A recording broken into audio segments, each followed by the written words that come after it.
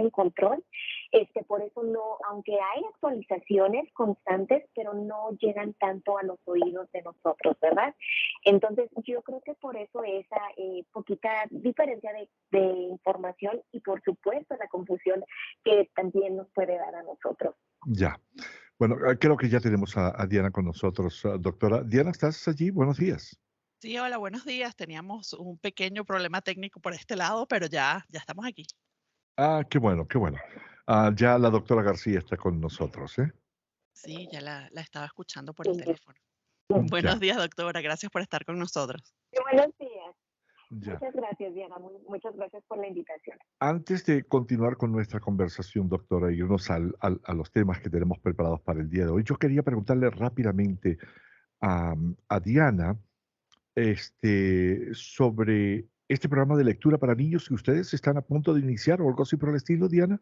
Ay, sí, gracias por preguntar, Rodolfo. Claro que sí, estamos comenzando nuestro programa de lectura en la parte de verano y la semana pasada ya habíamos dicho que el programa iba a empezar el 7 de junio y es hasta el 28 de julio, o sea que son 7 semanas, va a ser martes, miércoles y jueves.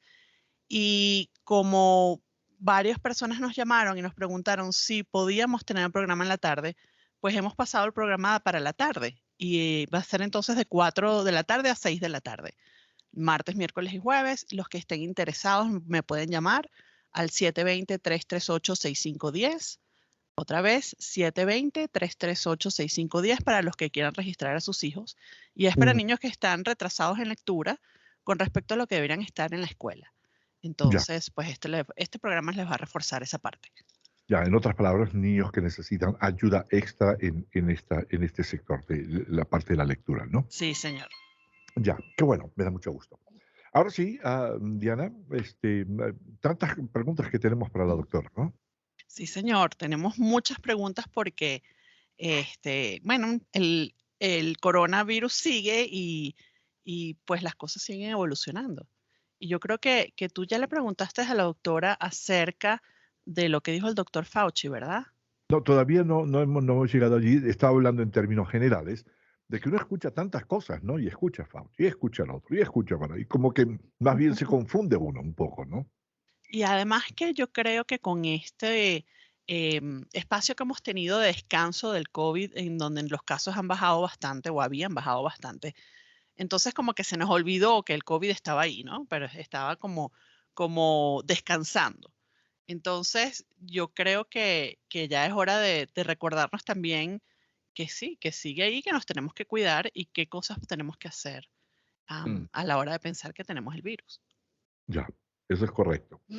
Am, pero doctora, hace unas semanas el doctor Fauci dijo que Estados Unidos ya estaba fuera de la pandemia, ¿no? Am, Ujú. ¿qué quiso decir esto él con esta aseveración realmente, no? Porque luego entonces dicen, no, no, no, un momentito, ¿no? No es que esto no se ha acabado, ¿no? Entonces uno se confunde un poco. Exactamente, ¿qué cree usted que quiso decir el doctor con esto? Sí, claro. Yo creo que se prestó un poquito a que nos confundiéramos el que dijéramos, bueno, es que ya no estamos en periodo de pandemia. Tal vez pudimos haberlo confundido en el aspecto de decir, ok, pues ya no estamos en pandemia, pero no significa que la enfermedad se fue. Lamentablemente, pues ahí está y desafortunadamente no se va a ir, ahí va a estar. Ahora, cuando el doctor Fauci menciona que nos encontrábamos fuera de la pandemia, era prácticamente decir al nivel de los contagios. Para darnos una idea, cuando nosotros nos encontrábamos ahora sí que en el punto máximo de la pandemia, estábamos teniendo una infección diaria o casos nuevos diarios y llegamos hasta los 900,000 casos por día. Entonces era donde estábamos en su máximo pico. Ahora, cuando el doctor Fauci menciona que ya no nos encontramos en esa fase, efectivamente es porque tenemos mucho menor contagio y porque también llegamos a la manera en cómo subsistir a esto y cómo adaptarnos de una manera que llegamos al punto de controlarlo. Sin embargo, sí es muy importante la malinterpretación que se dio tal vez, el decir, bueno, ya no existe la enfermedad, me voy a relajar completamente, pero sí cabe muy importante recalcar y mencionar que todavía tenemos personas que aún no están completamente vacunadas. Estamos hablando que, y base a los datos que tenemos de la CDC, el 66% de la población en Estados Unidos ya está completamente vacunada. Estamos hablando que solamente, bueno, la mayoría es 66%, pero todavía tenemos ese 44% de, bueno, ¿qué pasó? ¿Verdad? Entonces, más que nada a eso nos referimos. No estamos en una fase activa de la pandemia, pero sí estamos viendo una reducción, pero no al punto de decir la enfermedad se desapareció. Entonces, yo creo que eso sí sería muy importante recalcar el día de hoy, que lamentablemente ahorita sí estamos viendo un aumento de casos, no comparado a la pandemia activa, pero sí estamos en esa fase de transición. Ya. Diana. Y en este caso, hemos comenzado a ver, o por lo menos yo he comenzado a ver en mis círculos, que la gente está de nuevo teniendo el COVID. Tengo yo ahorita como 3 amigas que tienen COVID y están en su casa aisladas. Y estamos ahorita enfrentando otra ola de COVID. ¿Sabe que es muy buena pregunta, Diana? De hecho, estamos viendo que sí está habiendo una mayor cantidad de contagios en comparación con los meses anteriores. De hecho, incluso tenemos proyecciones y pues ya se imaginará con el tiempo de verano, pues ya nos da un poquito más calorcito en casos de porque utilizamos el cubrebocas, realmente lo necesito. Con este tipo de actividades o de comportamientos, lo que estamos viendo es que hay esa tendencia precisamente de, sin querer, estamos contagiando a más personas. En el hecho de donde nosotros estamos bajando la guardia y no nos estamos protegiendo de una manera efectiva, por supuesto, estamos viendo que efectivamente las infecciones están aumentando. Entonces, ahorita como tal no podemos decir que estamos en otra ola, pero si seguimos con los comportamientos tal vez, de decir así de una manera muy respetuosa, de descuido, sí podemos enfrentarnos a una nueva ola. Entonces aquí más que nada el llamado de atención es de decir, no hay que relajarnos. Efectivamente no estamos con los mismos casos que tuvimos anteriormente, pero sí efectivamente hoy día estamos viendo personas que ya tuvieron la infección, que ya sobrevivieron, que ya les fue bien, nuevamente se están reinfectando. También personas que no habían tenido la enfermedad, lamentablemente se están contagiando. Entonces aquí la llamada de atención es que no nos encontramos en una ola como tal, pero si seguimos al paso que seguimos con ese descuido, potencialmente para el verano sí vamos a ver un aumento un poco más drástico, al punto donde sí nos puede colocar como en una nueva ola. Ya. Entonces, esto es algo que usted, por ejemplo, respalda, esta predicción que se está haciendo para el verano en caso de que no nos cuidemos entonces, ¿no? Esto es correcto. De hecho, ahora sí que si nos vamos un poquito como más específicos, las proyecciones que se están viendo es para junio, podemos terminar hasta en 500 hospitalizaciones. Ahora, cabe muy importante mencionar las variantes que tenemos, ¿verdad? Si con Omicron sí nos fue un poquito mal, más que nada porque era contagioso y en cuanto a la transmisión era más severa que con la variante Delta. Ahora tenemos también la variante de Omicron, pero sí tenemos ahora una que se llama BA2.12.1, para sintetizar es la Omicron BA2, y esta se ha encontrado que todavía es 25% más transmisible. Entonces ahora si nos imaginamos esa combinación, que no es la perfecta combinación de decir 25% más para transmitir, más aparte si yo estoy bajando la guardia, podemos ver, y las proyecciones es que podríamos tener un ritmo de crecimiento de contagios de 8,000 a 9,000 infecciones por día. que a su vez es importante mencionar, y para traer a un poquito de colación y referencia, esos 8,000 a 9,000 contagios no se compara a cuando estuvimos en la fase máxima de COVID, que fue cuando estuvimos a 900,000 casos, pero aún así, el decir que podemos brincar de 8,000 a 9,000, estamos hablando de que sí puede ser más de cuidado y más de llamar la atención en nuestra población. Diana. Precisamente hablando un poquito de toda esta parte de prevención, ayer se autorizó la dosis del refuerzo para los niños de 5 a 12 años. ¿Esto está autorizado ya de inmediato o todavía hay que esperar alguna otra fase? ¿Y quiénes pueden ponerse esa dosis? Claro, de hecho es una muy buena noticia el saber que ya nuestros pequeñitos pueden tener ahora sí tendrán ese acceso al segundo refuerzo, nada más que pues sí tenemos pasos para seguir. Entonces efectivamente nuestros funcionarios ahora lo que seguiría para esto va a tener ahora sí que por fase, aunque los funcionarios aprobaron de manera de emergencia debido a esto que estamos viendo, el aumento de contagios.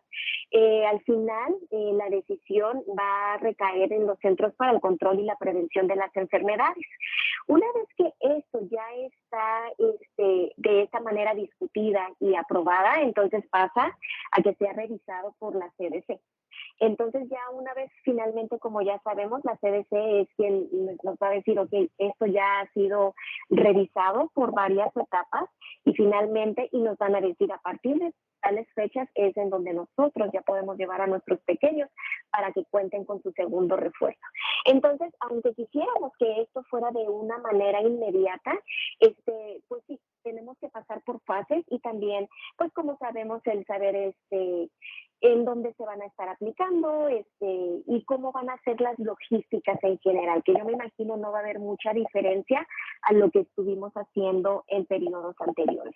Entonces, en pocas palabras, es una excelente noticia, pero sí tenemos que esperar a que nuestras autoridades sigan revisando esta información y que finalmente vamos a esperar ahora sí cuándo va a ser la fecha en donde vamos a poder llevar a nuestros pequeños. Ya. Perdón, Rodolfo, ¿y quién se puede poner esta dosis? ¿Cuánto tiempo tienen que esperar desde que se pusieron la segunda dosis a ponerse este refuerzo? Claro, anteriormente, como todavía está actualmente, es que los refuerzos son de las personas o de los jovencitos de 12 años en adelante. Esto es muy importante. Independientemente de la vacuna que ellos tengan, ya sabemos que deben seguir con sus series. Generalmente, por ejemplo, si es la de Pfizer o si es la Moderna, es primera, segunda dosis y ya después viene siendo lo que son los refuerzos. Primer refuerzo, segundo refuerzo. En este caso, con nuestros pequeñitos, pues sí, teníamos la protección de 12 años en adelante, pero ¿qué pasaba con nuestros pequeños de 5 años en 11? En cierta manera tenían su primer serie, es decir, su primera vacuna, tenían su segunda serie, su segunda dosis, y hasta ahí quedaba la protección. Ahora, ¿qué es lo que va a pasar con el refuerzo? Ya una vez que quede esto, lo más importante es, ya que nuestros pequeños tengan la segunda dosis, tenemos que esperar 5 meses después para que puedan ser candidatos para una segunda dosis, para la de refuerzo, perdón.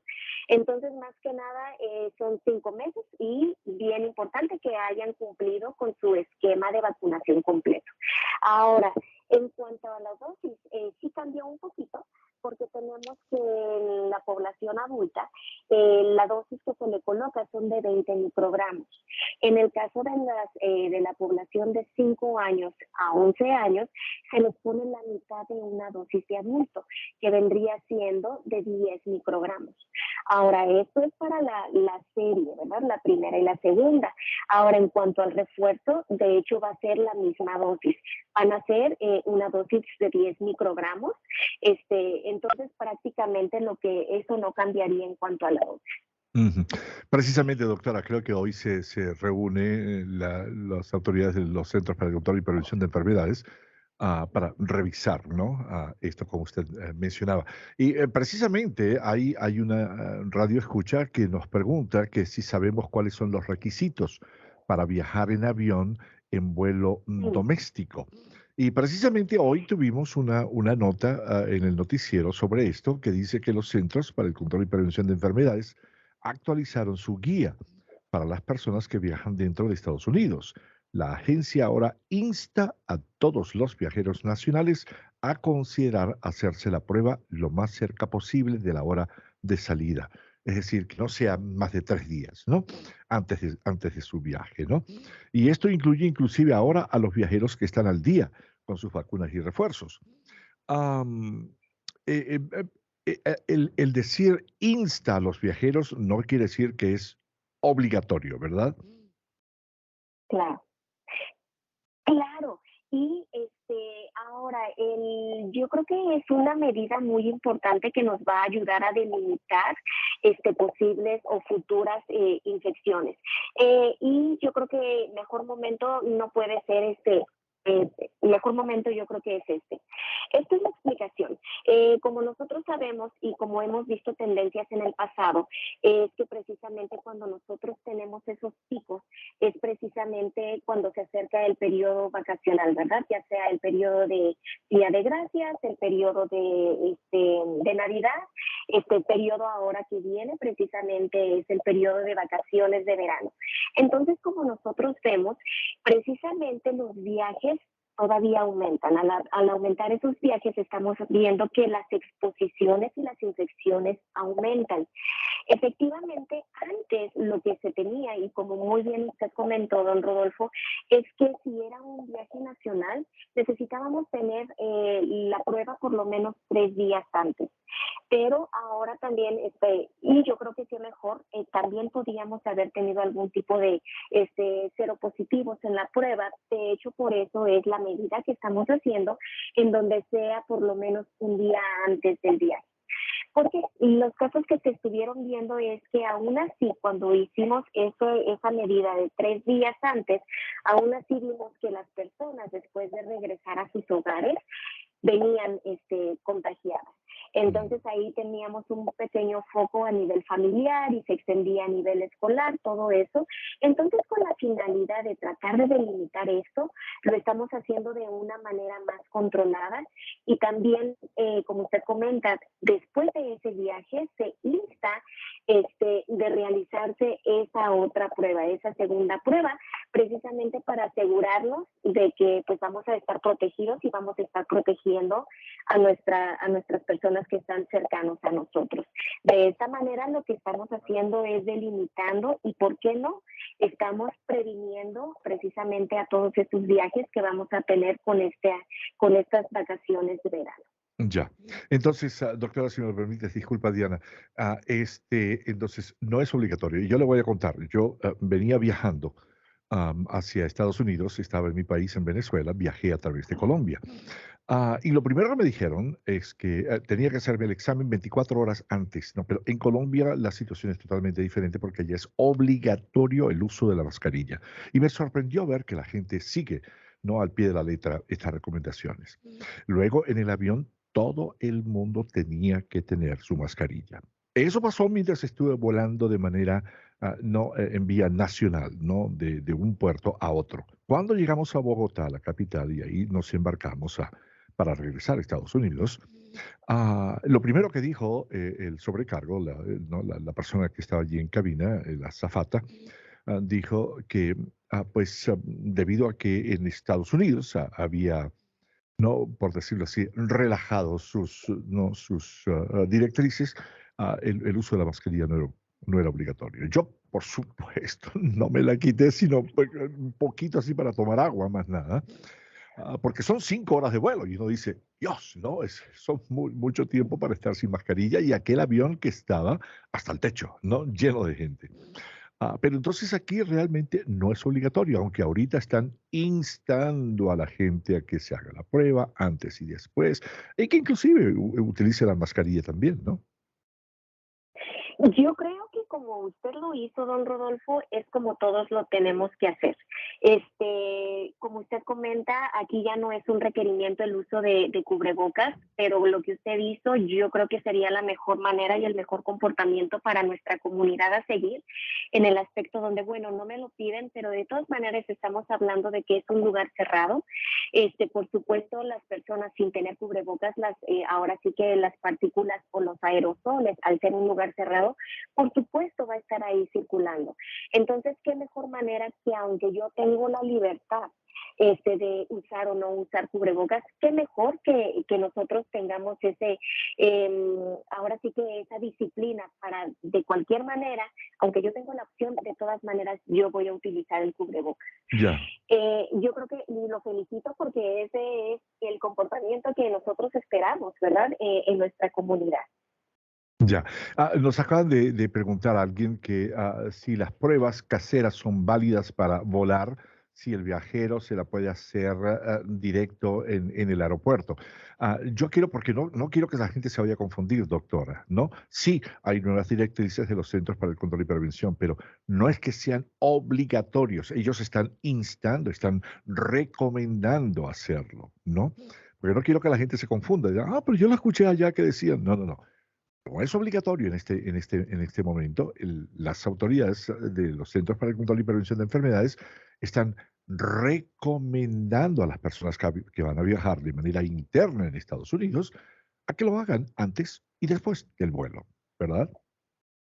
Exactamente, como usted comenta, la invitación más que nada es el invitar a la población, en cierta manera, a cambiar un poquito ese comportamiento, ¿verdad? De aunque tienen la elección de no, pero en pocas palabras, de esas medidas de prevención, simplemente están invitando a la población a tener esas precauciones, Mm, prácticamente. Muy bien. Diana. Ahora, doctora, yo creo que en los últimos tiempos se nos ha olvidado qué cosas deberíamos hacer o cuáles son las recomendaciones para las personas que han estado en contacto con alguien que tiene COVID o para las personas que tienen síntomas de COVID y creen que podrían tener el COVID. ¿Cuáles son las últimas recomendaciones? ¿Cuántos días deberían aislarse las personas? Em, si alguien en mi oficina tiene COVID, ¿debería irme a mi casa y estar en cuarentena por un tiempo? ¿Cuáles son las recomendaciones? Sí, claro. De hecho, aquí me gustaría mucho iniciar con recordarles a las personas el tiempo de incubación en cuanto al coronavirus. Estamos hablando para el periodo de incubación es de 2 a 14 días. Ahora, la mediana que nosotros tenemos es de 5 días. ¿Qué significa? Que puede ser que en los primeros días no vamos a tener síntomas. Sin embargo, sí tenemos ese riesgo de que podemos ahora sí que transmitir la enfermedad. Ahora, la recomendación, por eso se dice, la clave está en el 5.º día, porque inmediatamente por esa misma situación, es que inmediatamente, aunque yo no tengo síntomas, pero yo supe que estuve alrededor de una persona, estuve expuesta inmediatamente, yo tengo que protegerme. ¿De qué manera? La primera, pues sí, tengo que aislarme unos días, ¿verdad? Hasta que nosotros tengamos la prueba.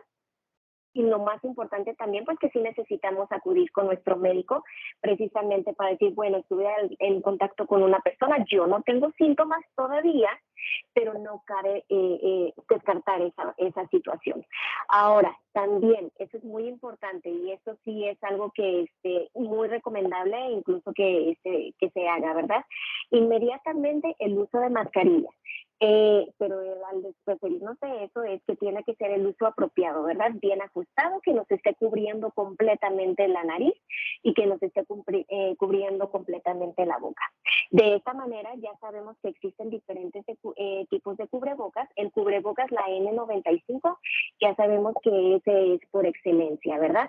Ahora, lo que estábamos hablando en cuanto al periodo de incubación, el uso de mascarillas precisamente tiene que estar, lo tenemos que utilizar por lo menos 10 días.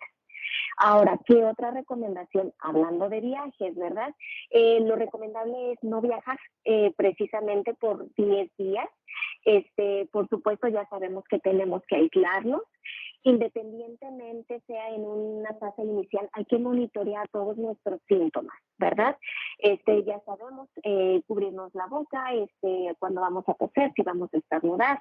Precisamente puede pasar que podemos, sin querer, nos tapamos la boca al estornudar, no traigamos cubrebocas y pues ya la traemos en la mano.